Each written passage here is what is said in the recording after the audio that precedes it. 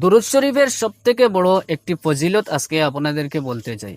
দেখুন, আমি সামান্যতম একজন মানুষ, আমি কিচ্ছু জানি না। যা কিছু জানেন আল্লাহ রাব্বুল আলামিন জানেন। তবে তিনি যদি আমাকে তৌফিক দেন, আমি আজকে আপনাদেরকে দুরূদ শরীফের এমন একটি ফজিলতের কথা আপনাদেরকে বলবো। এই ফজিলত শুনে আজ থেকে আপনারা দুরূদ শরীফ পড়তে ভুলবেন না।